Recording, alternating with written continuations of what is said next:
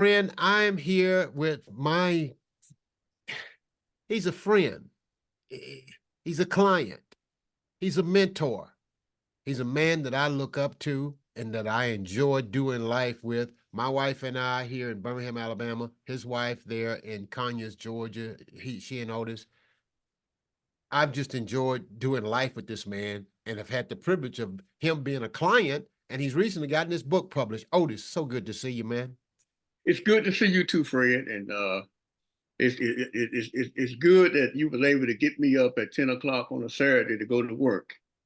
And What else are you going to be? I've been telling you for the past 3 years in October, November, that I was going to get this book done before the end of the year. Uh-huh. And I told you again this year, so you figured I was just like a little boy that cried wolf. But I'm really going to try to get it done. We've made a lot. We accomplished a lot today. Got that thing done, man. I really appreciate that. So Otis, before we got started, before you took off on this journey, what were you wrestling with? What kind of had you stuck before you got started? What was going on in your mind? What was that like before you got started with writing the book? I guess this was, I guess, fear. Okay. I didn't want, I'm not the type of person that like a lot of attention on me. And I figured once I published that book, I had to be going to all these book signings and, you know, and so one of your workers, when she was talking to me, she said, "Oh, that sounds like a freight of success to me." And I said, "Well, I guess you can call it that. I guess Yeah. maybe I don't want no more success at this age, you Yeah. know." And so she worked with me, worked with for me until we finally shoot got all the chapters and stuff done and finished up. And I think we're working on this almost 4 years. You're talking about Coach Deborah Gaston, right? Yeah, that's her. What what you call her Deborah, right? Deborah.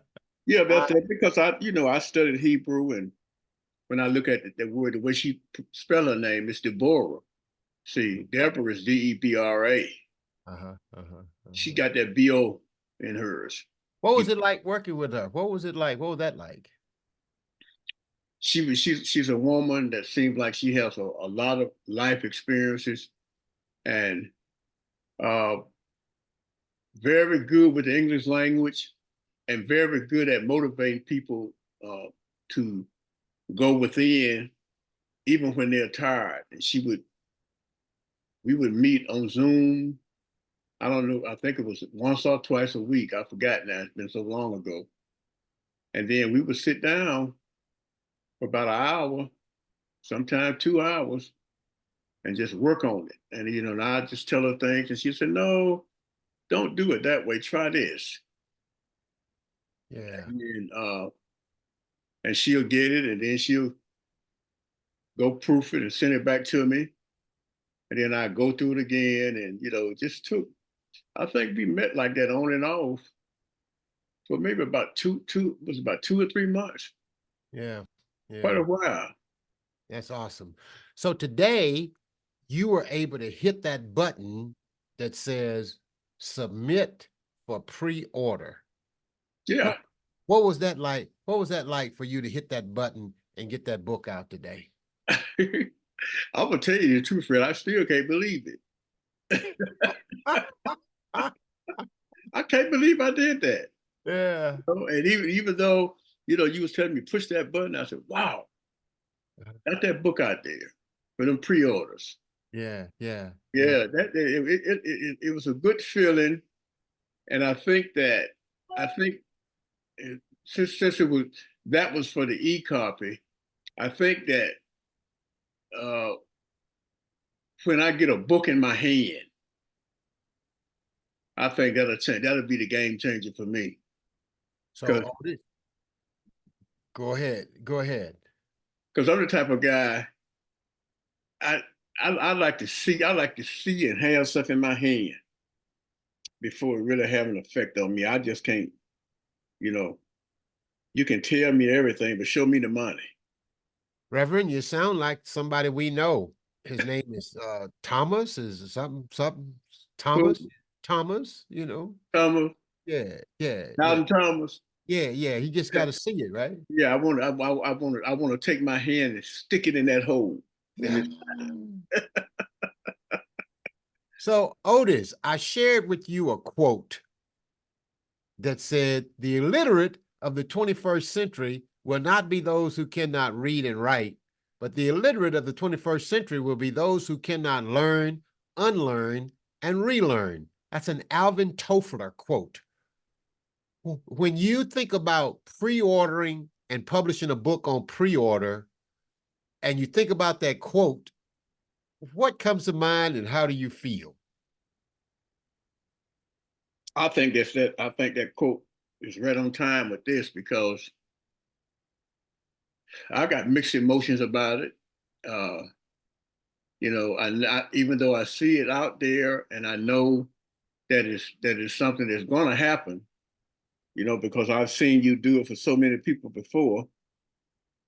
But then again, I guess probably because of the uh, the different. I'm a millennium. Uh-huh. Okay. See? You're millennial? No, I'm about to say. I'm a baby boomer. Ah, yeah, man. I'm about to say. Yeah, come on. Okay. All right. I got my wires crossed. That's all right. I had a senior's moment. Yeah. So you're a baby boomer And and so you baby boomers, that's the way we think. See, uh-huh. we want, see, by the time you start getting around and moving good and trying to figure stuff out, computers was up and running. Where they didn't come up and running to me, so they already figured it out. Yeah. So it's kind of hard, even though I have access to computers now, it's still kind of hard for me to just quickly Google something Uh-huh. instead of trying to figure out how I'm gonna do it. Like you won't even think twice before you Google something, Right. and I'll be trying to figure it out. Reverend, you're talking about Googling. Now we chat GPT it. We AI. That's Go- true. Yeah. I'm a long way from that. That stuff that's frightening, man. Frightening. Yeah, Yeah. Yeah. AI is because see you. Let's say for instance, from the way they talking, a person could put some on the internet that look just like me, my mannerism, voice, and everything, and have it say a bunch of stuff, and there's nowhere in the world you can't see it's not me. And I just can't see how you could do that. How can you get the image of a person that's perfect, just like him, and his voice, and get it to talk like that? It's amazing, Reverend. It's amazing. So now I want to ask you another question. Question.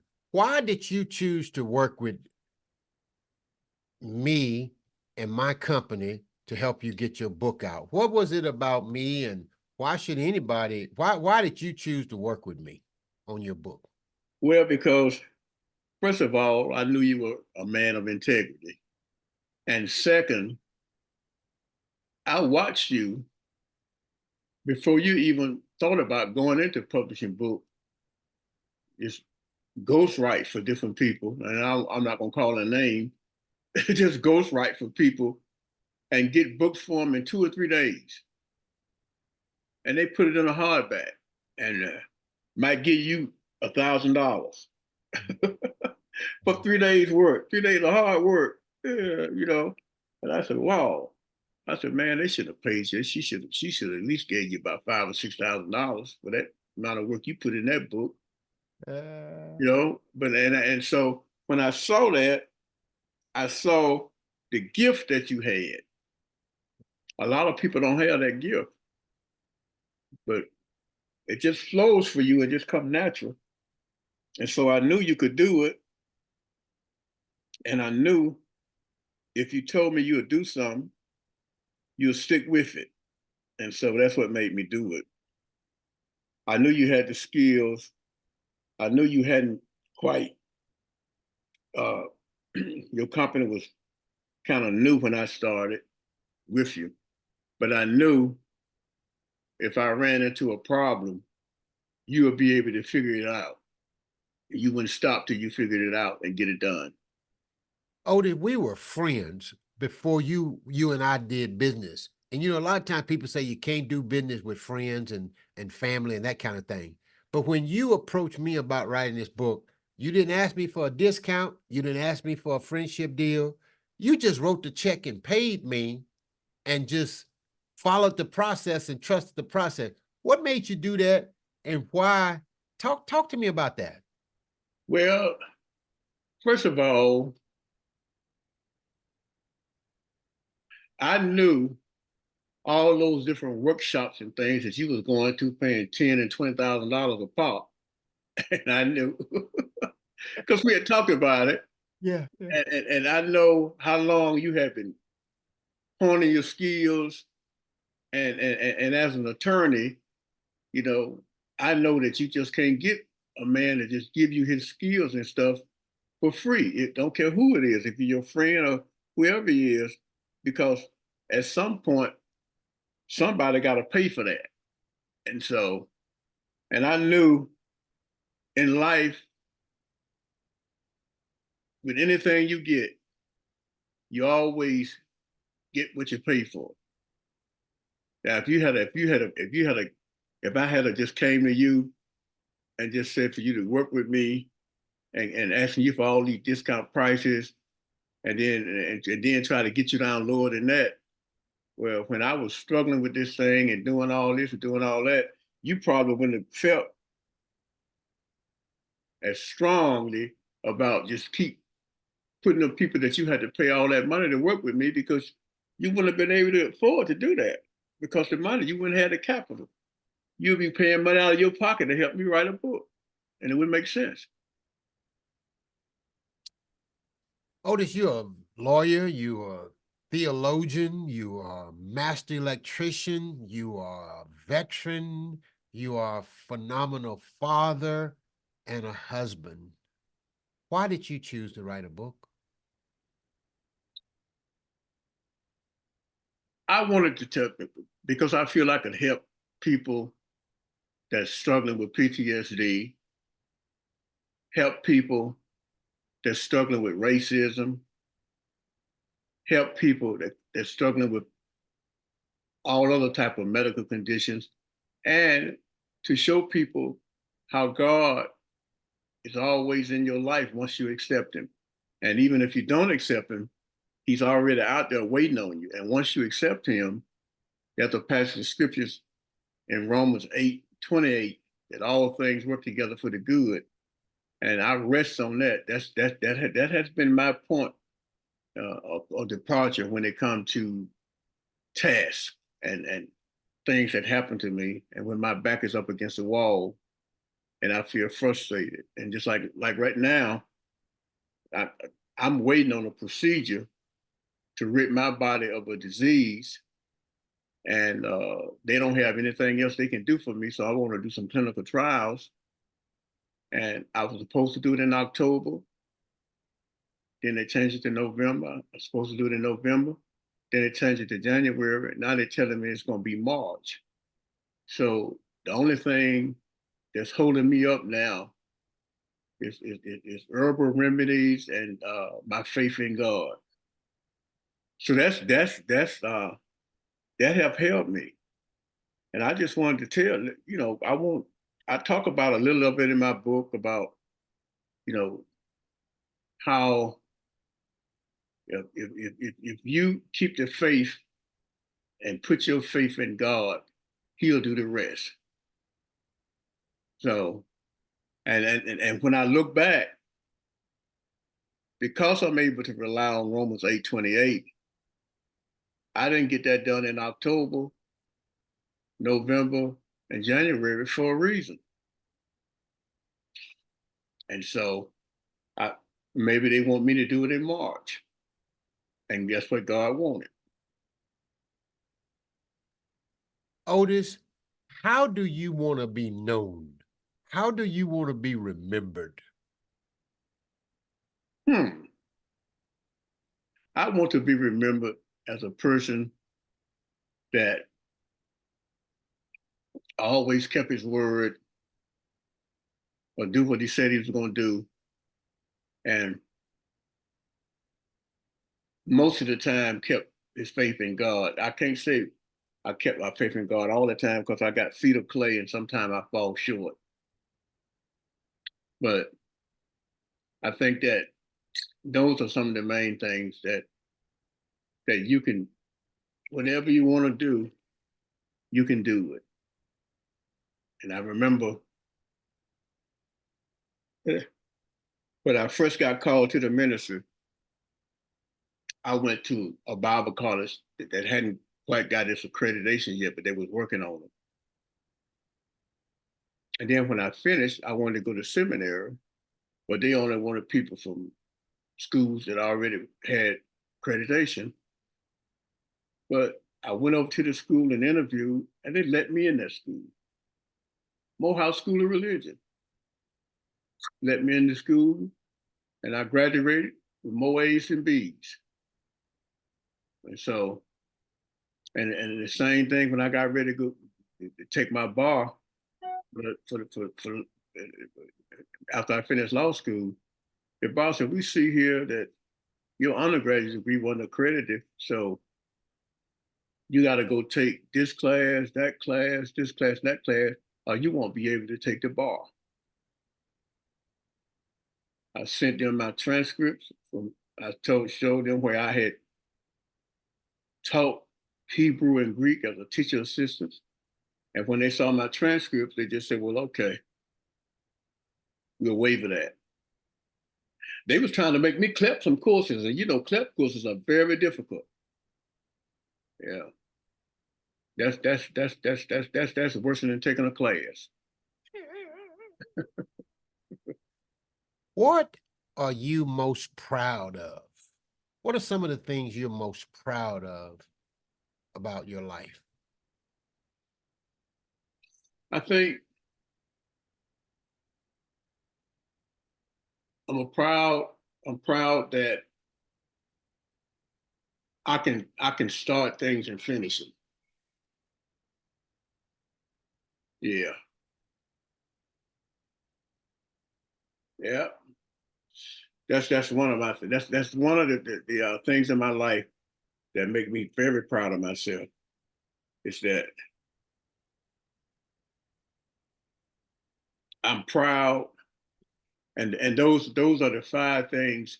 There's five things in my life that I think I noticed them in that book. Is that not not to be afraid of hard work and always do what you have to do. Don't be afraid to take your lumps and your bumps. That's what's that's three. And let's see, not afraid of hard work. Always do what you have to do. Take your lumps and your bumps. And the rest of them. And you say, finish what you start. Always finish what you start, right? Yeah. Um,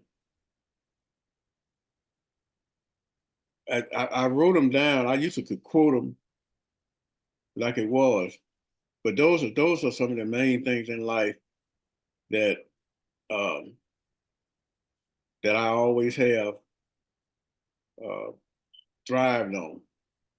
Never walk away from a challenge. Yeah, that's it. Never walk away from a challenge. Treat people right. Not afraid of hard work. Always do what you have to do, and take your lumps and your bumps. Now that's those are my five things, the main five things, important things I think that have had me to be able to get the type of success, whatever it is that I have. Wow. Yeah. Wow. Otis, I met you in Atlanta, Georgia in the late 90s. Yeah. I think the Olympics were in 96. Mm-hmm. I think I came to Atlanta, Georgia in about 97, right after the Olympics. And I think it must have been 98, 99 was right about when we met in Atlanta, Georgia. And man, I want to take the time right now while we're talking in this recording to just tell you thank you for being a magnificent mentor. Oh, thanks, man. I mean, you mentored me on a lot of levels, number one. Number two, you helped me with mindset. You single-handedly challenged me on being a narrow thinker.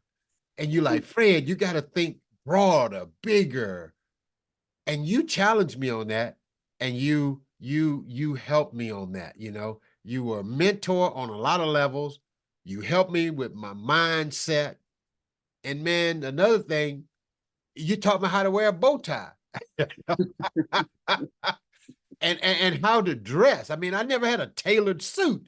You showed me, Carl Mack, a So mutual did. colleague of ours, because you know how to make clothes look good, man. You're a clothes hound. So and more so than that, you taught me around manhood, what it means to be a good father, and how to hang in there with your children, and how to be there for your children. Okay. And you also showed me how to love a wife, and to walk alongside your wife, and to be a good man and a good husband. And so on multiple levels, you have mentored me. And man, I just want to just tell you how much I appreciate you. All right, now you go ahead. I know you didn't see this coming. No, I didn't see this coming. Yeah. All I have to say is I appreciate it. Whatever you want me to do, I'll do it. Go to write the check. Go to write the check. No, I'm just kidding on that side. But Otis, anything else you want to share that I didn't ask you about before we close this out? But I just want to thank you for taking the time, and to give me this interview, and for us to sit here and talk about this. Yeah, I think I appreciate you taking the patience and time with me because I messed around and got old now, and I move kind of slow. What's that number, Otis? Because I get lost on your numbers. Give me that number. 76. 76. All right. Okay. Yeah. And Yeah. I move kind of slow, but for some reason you just hanging there with me. That's okay. Take your time. Yeah, take your time. Take your time. The Lord has really uh, placed an anointing in your life to be patient with people, Mm, and mm, that's not always easy, mm, especially when you know what you know. Because a lot of times people will think when they talking to other people, especially when they're educated, and that he should know this, and then when they don't know it, they say, "Oh, come on, man, you know that," and they won't have no patience with them. But you, for some reason, you're not like that. Uh, you're very patient, and I'm sure you probably have your moments, but I watch you grow significantly because the Fred I knew 15 years ago didn't have this kind of patience. mm. And I think sometimes a lot of times people mature just like just like wine. It get mellow with age, and it take a little time for them to mellow out. Mhm. I remember, man, when you soon somebody said rub you the wrong way, it was on and popping, baby. All right, it's time to cut this interview out. I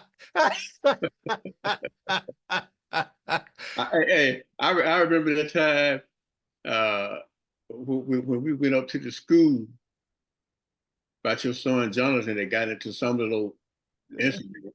Jonathan or Freddie, it was one of them. Yeah, and the teacher started saying something about Jonathan, this, that, and the other.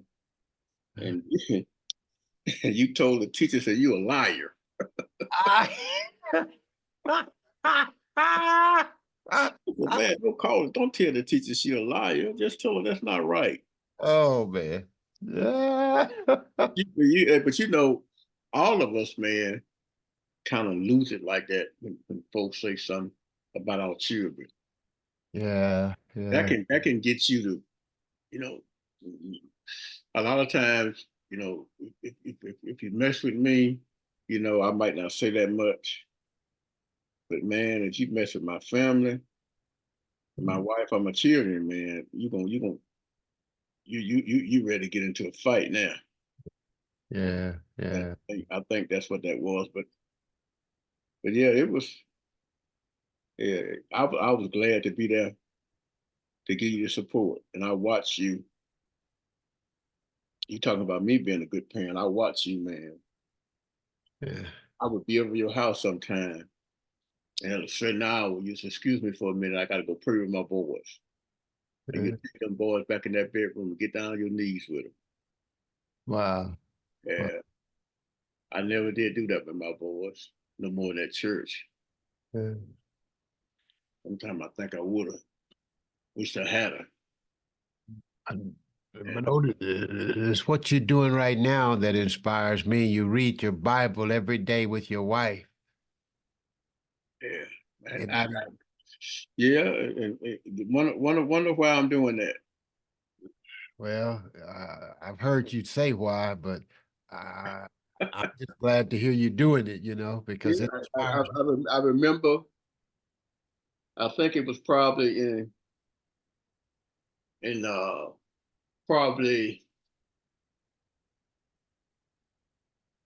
about 2002 or three. You gave me a Bible that you can read through the whole Bible in a year, and you said, "Otis, you need to read this every day and say, and then pray and say, when you pray, three things happen. You get closer to the person you're praying to, for, and with." I'll never forget that. To, for, and with. I'm gonna put an emoji up there. You see the little heart there? Yeah. And so what I did, I went to the bookstore and I bought me one of those Bibles and I left it in the office. Because some mornings when I get up, I start moving too late and I wouldn't have time to read. Because if I went through that devotion, it would take me 15 to 20 minutes. And sometimes I wouldn't have an extra 15 or 20 minutes to do that. And I would go into the office and meet with whatever client I got to meet. As soon as I got a break, I'll open it up at the office and read it. Hmm. I had my staff doing it. Hmm. Came closer to all of them, just like you said, and it was like one big family. Wow. That's, Wow. That's awesome. That's awesome. Well, yeah. Otis, man, anything else you want to share? And I'm glad to see uh, how you were getting settled into your marriage, man. Yeah, I remember for years I used to sing that song to you on Christmas. Hey man, hey man. What we only do at Christmas. I can't do it now. Ah, I ah. was singing that song 3 years ago. It's been going on 4 years now, ain't it? Yeah, it's been 4 years. It's going on 4. Uh-huh. Yeah, Be 4 years in January. yeah, yeah. Wow. Time That moves. time just fly back by. Yeah, Reverend. I remember I had a friend of mine down the street from me. He had been married about a little over 3 years. He said, "Man, say I've been married 3 years, and I'm just really getting settled into the marriage." So he said, it takes 3 or 4 years to get settled in it. And so about 2 years later, I was talking to him. He said, it takes about 4 or 5 years to get settled. So them years start going up.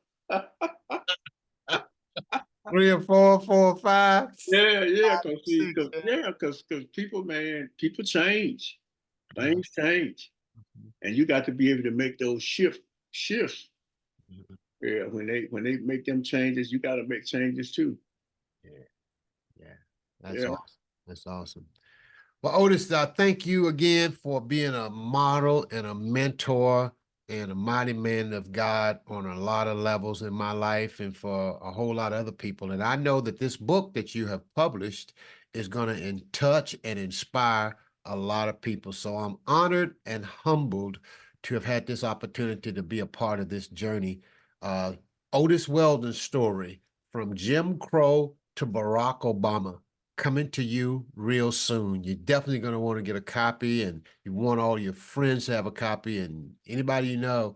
It's good. It's available on Amazon right now on pre-order. That's Otis Weldon story, Otisweldon story from Jim Crow to Barack Obama. You're gonna love it, love it, love it.